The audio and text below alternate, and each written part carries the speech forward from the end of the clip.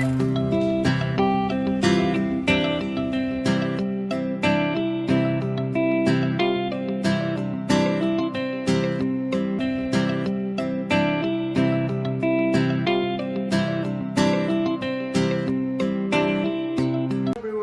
day, Sir Baluban.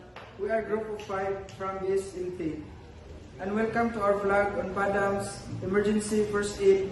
Today, we will explore the effects of alcohol and drugs abuse in maritime professionals and domestic life-saving steps for choking emergencies. Let's get started. Hey bro, you look stupid. Are you okay? It's some training, everything's overwhelming. Some people still taking something might help me relax. Fear the dangerous when you start to fix, you study your year, and even your life, hello in the maritime industry. I just feel so drained, but I don't want to risk my future. Good choice. One wrong decision can cost your license, your job, and safety on board. Statistics show how stress can tempt students to use drug or alcohol, but even a small mistake can have serious consequences in maritime life. Let's break down why substance abuse is dangerous for maritime professionals. First, reaction time. Slower response during emergencies. Second, decision making. Poor judgment can lead to collision or accidents. 3. Coordination and balance, and dangerous on moving a ship. 4. Mental alertness, essential for watchkeeping. 5. Professional credibility, positive drug tests can end careers. Worldwide substance abuse has caused for maritime accidents.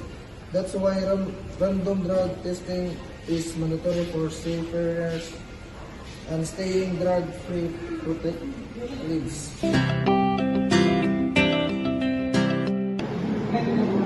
Guys, why is it important for maritime students to stay drug-free?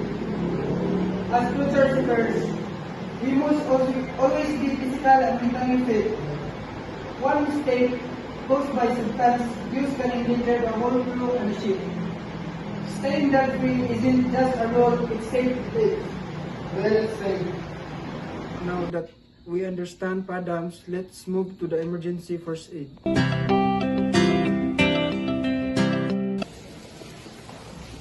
Hey, are you joking? If you can still catch, keep catching. I stand slightly behind to support his chest and deliver 5 firm back blows between the shoulder blades. 1, 2, 3, 4, 5. Now I wrap my arms around the waist, make a first above the navel, and pull inward and upward 5 times. 1, 2, 3, 4, 5. Step 5, repeat. If the object is dislodged, repeat back blows and abdominal thrust until helps arrive. 1, 2, 3, 4, 5. 1, 2, 3, 4, 5.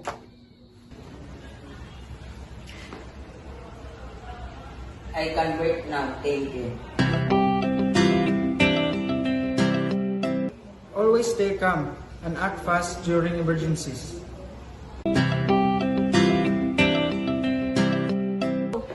Today, we learn how alcohol and drugs can threaten maritime safety. Remember to stay drug-free and be ready to help others. And how proper first aid like responding to choking can save lives. PADAM's awareness that first aid knowledge makes maritime life safer.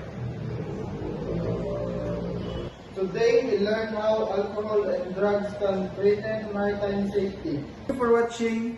Stay safe and stay healthy and stay drug-free.